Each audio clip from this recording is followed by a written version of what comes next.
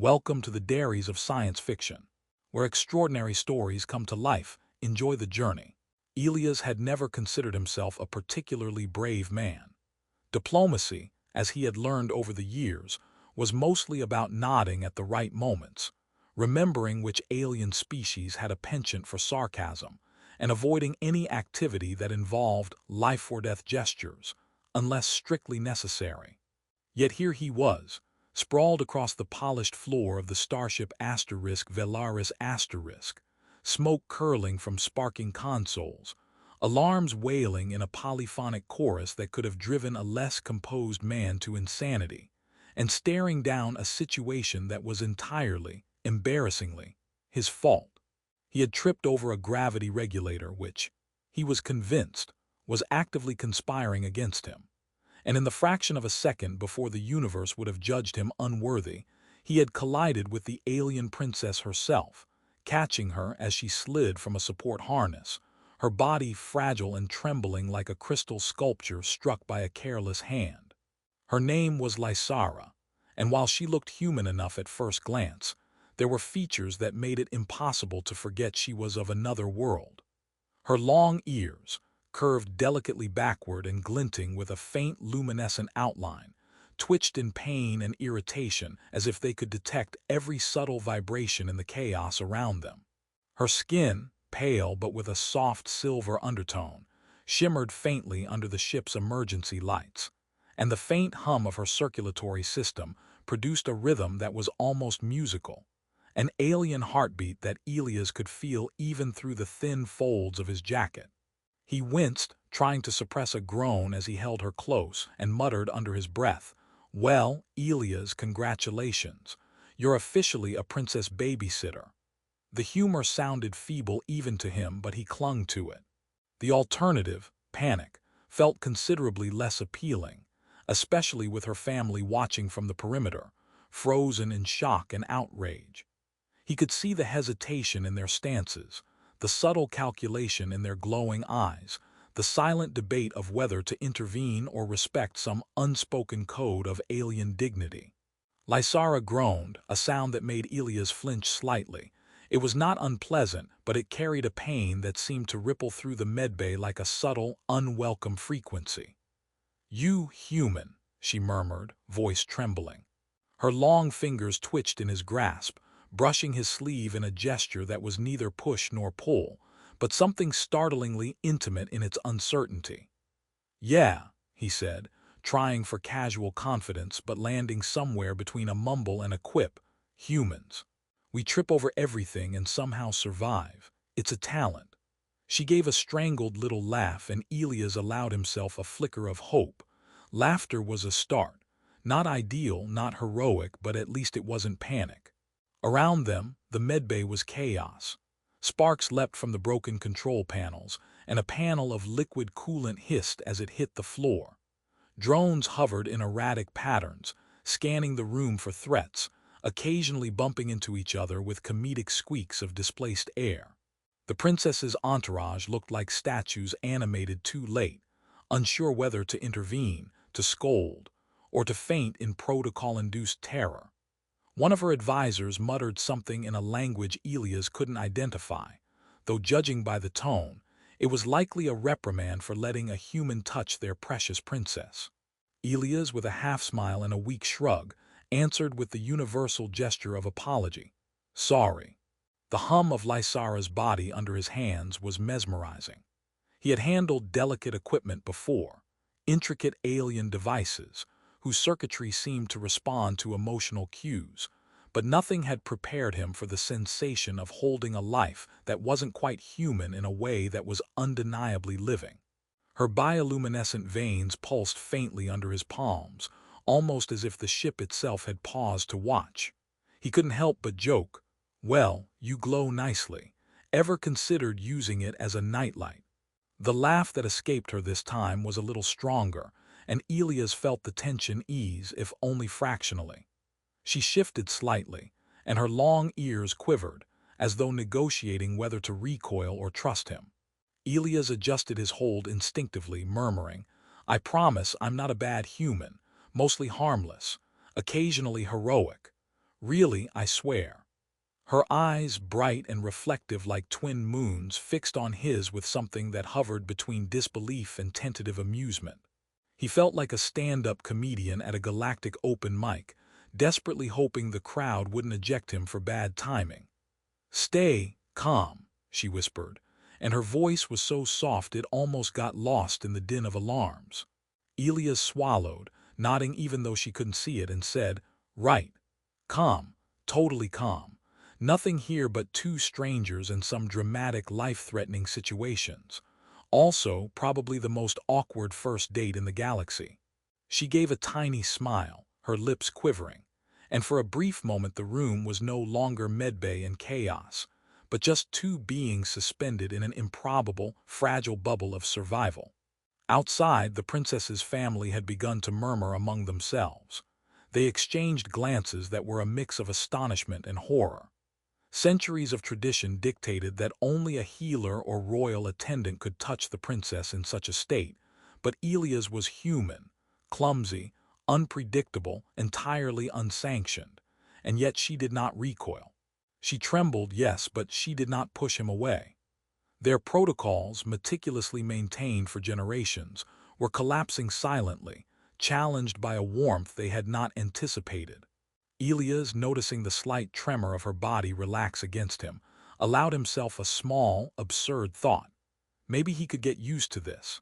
Not the glowing veins or the twitching long ears, those were a given, but the sheer unpredictability of holding an alien life so precious, so delicate in his hands. "Okay," he whispered, "let's try something revolutionary. We'll stay upright, breathe, and not explode. How's that sound?" She tilted her head slightly, ears flicking in what he chose to interpret as agreement. Time became elastic in that small medbay. Alarms droned, sparks arced, coolant hissed, drones flitted like oversized metallic insects, and outside, alien nobles debated propriety in tones he couldn't comprehend. Yet inside, Elias and Lysara existed in a suspended moment, a fragile intersection of two species understanding, where humor acted as a lifeline and trust, a tentative, trembling trust, was forming. He felt her pulse steadier, felt the faint warmth of her body against him, and realized that the galaxy outside, with its wars, rules, and absurd protocols, had contracted to this single, improbable human-alien heartbeat.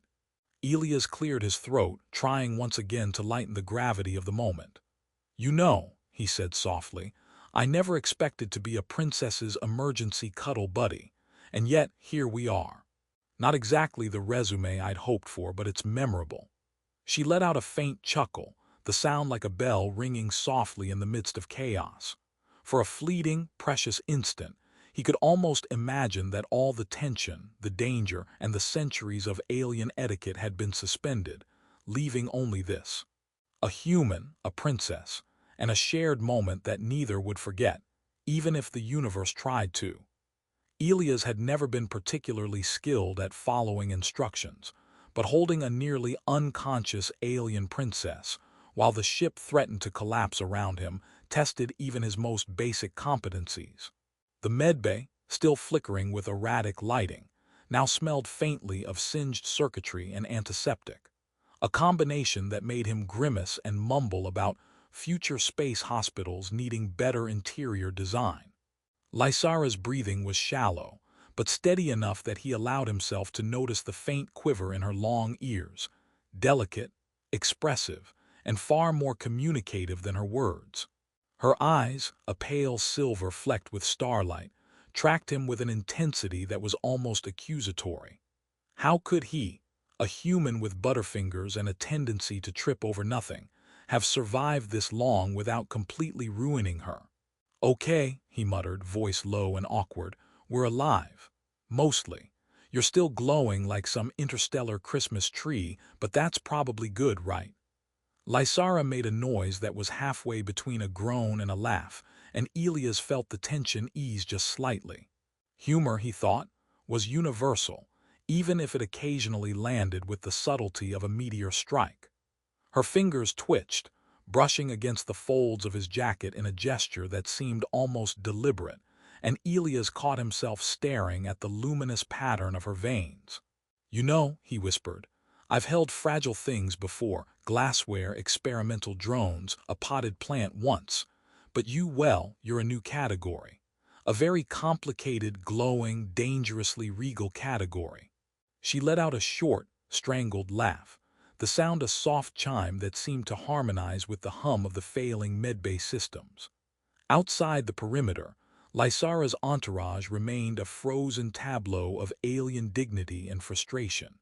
Protocol demanded that a human never touch royalty, yet there was no one brave enough, or foolish enough, to interfere, especially while the alarms sounded and sparks danced like fireworks from the damaged consoles. One of the senior advisors muttered what Elias assumed was a reprimand in rapid, clipped tones, but his attention was consumed entirely by Lysara, whose form in his arms seemed impossibly delicate, yet stubbornly alive. "Just don't drop me, human," she whispered, her voice weak but pointed as if she could see the faint tremor in his grip. Elias swallowed and nodded, despite the impossibility of her seeing him nod. "Right, no dropping, got it. Gravity, do not betray me now. Universe, do not betray me ever."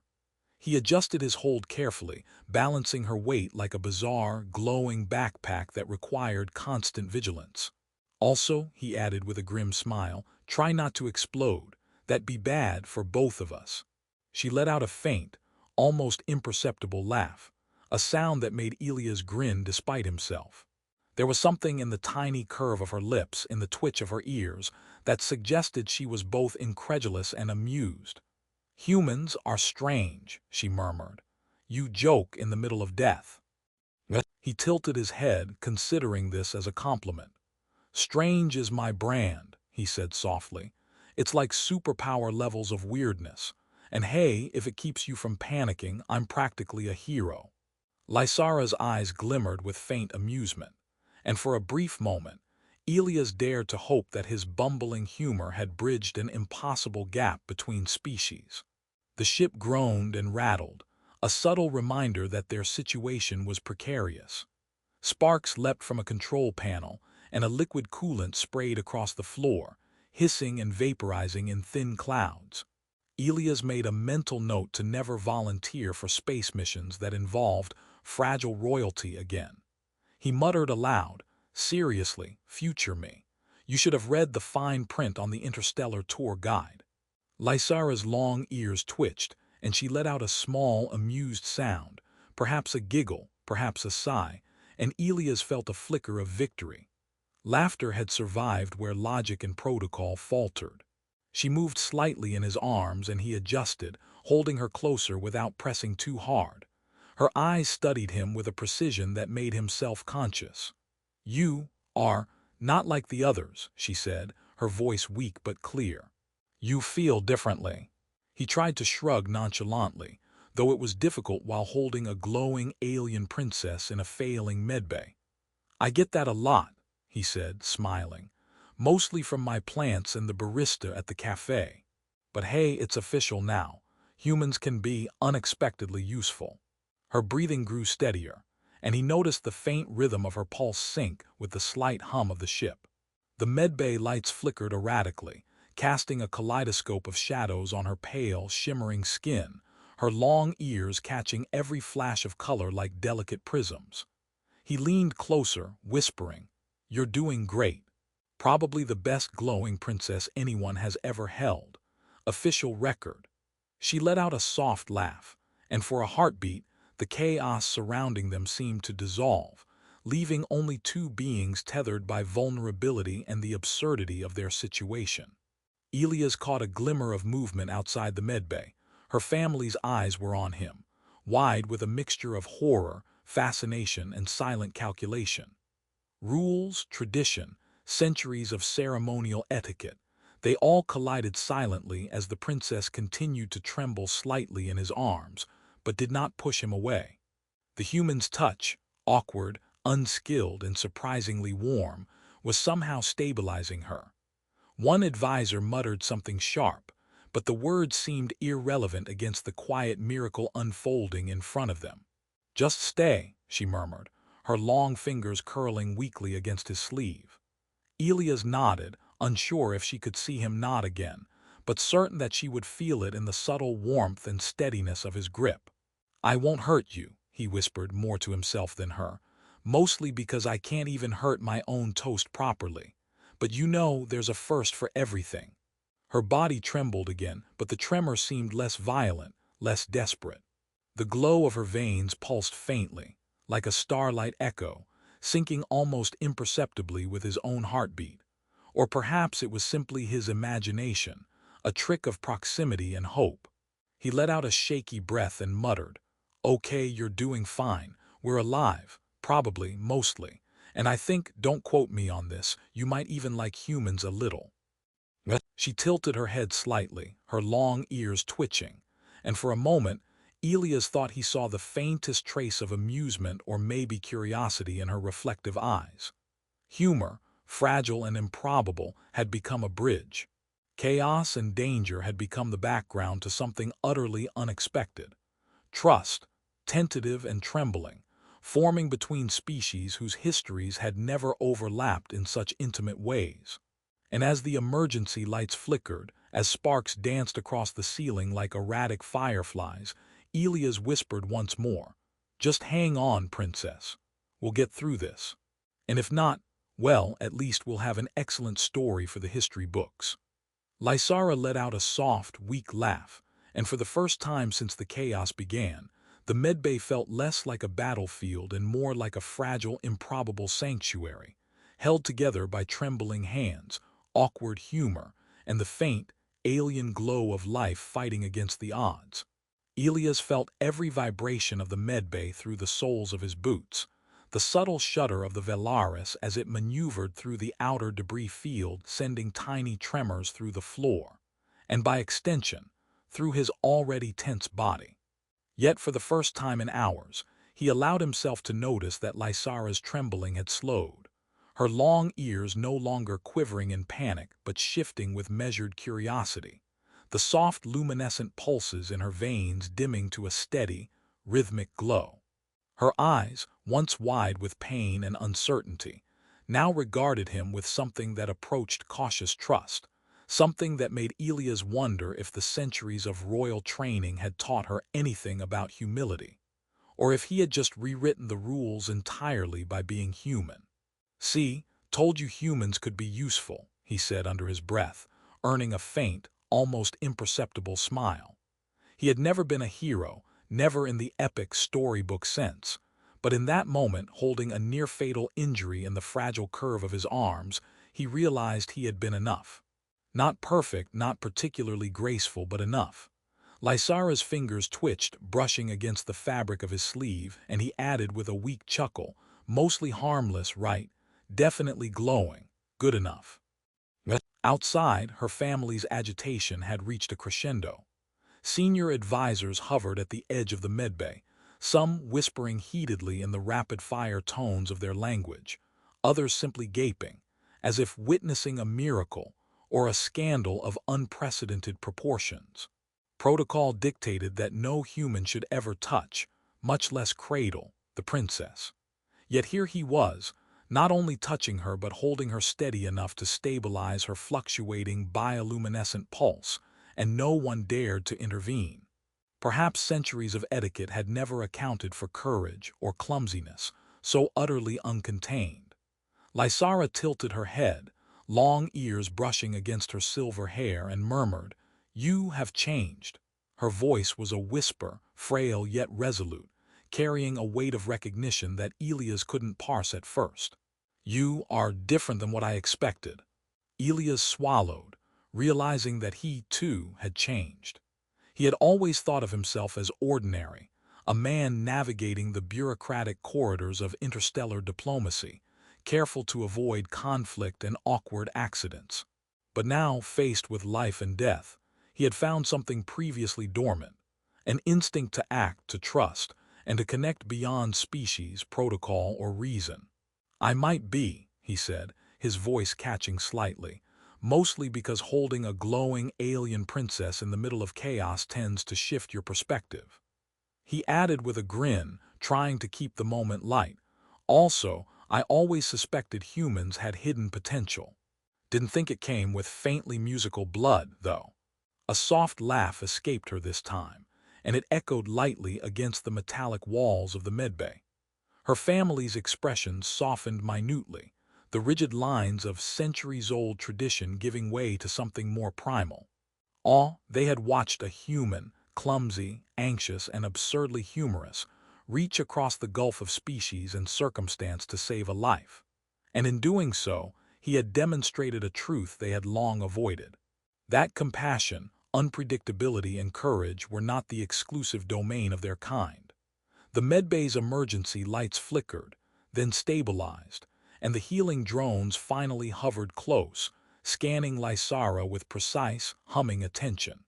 As the first automated nanobots administered their delicate repairs, her body relaxed further, settling into the cradle of Elias' arms. He felt her pulse strengthen, her tremors subside, and he realized that the crisis, though not fully over, had passed. "See, we made it," he said softly, brushing a hand gently over her long, elegant ears.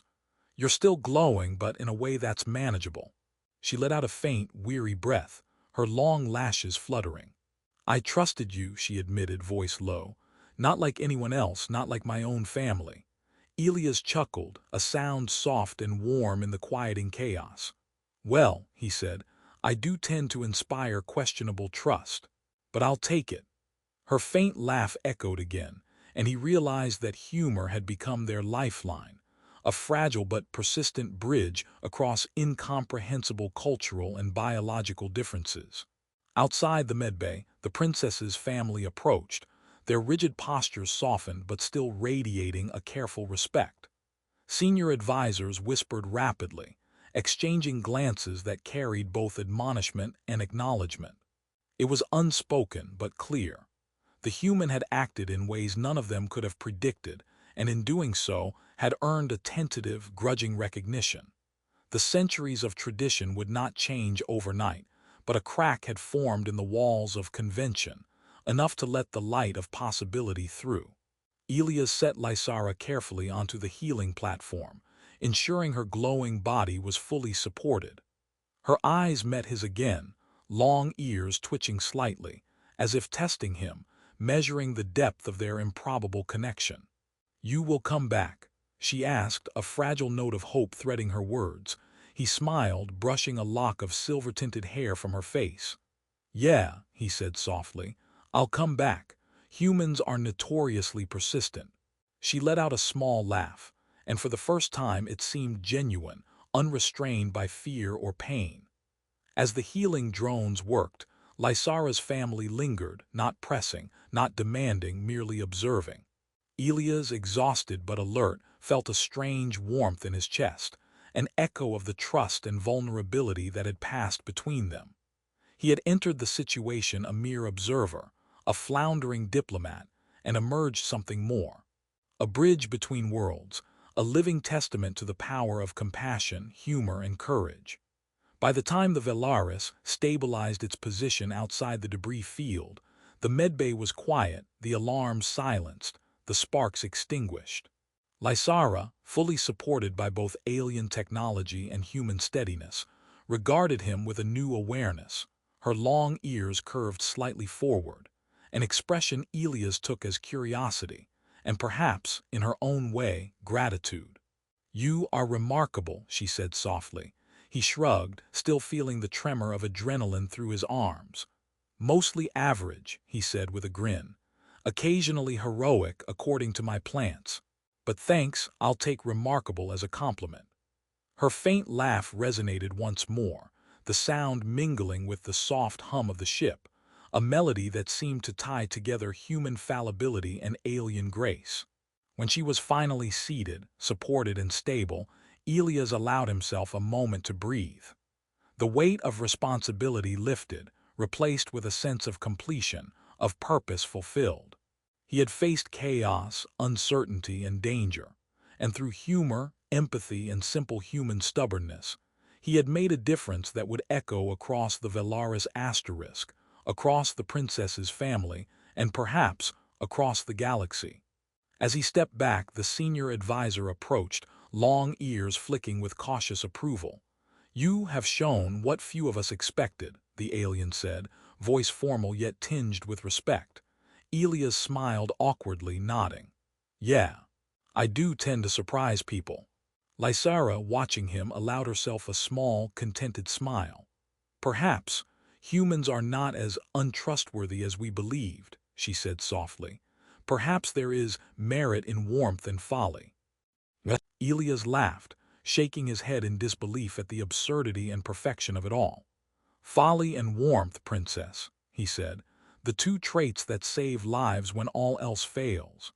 And in that quiet moment, amidst the faint hum of repaired systems and the lingering glow of bioluminescent life, he realized the truth he had carried unknowingly through every stumble, every clumsy touch, and every desperate joke.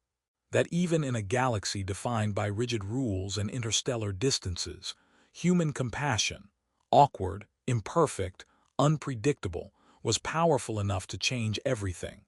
He looked at Lysara, at the stunned but awed faces of her family, and allowed himself one last, quiet joke. "So, dinner sometime. Somewhere with gravity that doesn't try to throw us off our feet." She let out a faint laugh, long ears flicking in amusement, and for the first time he felt certain that whatever came next, whatever politics, whatever crises, whatever improbabilities, the bond forged here, in trembling hands and glowing veins, would endure. And for Elias, that was more than enough.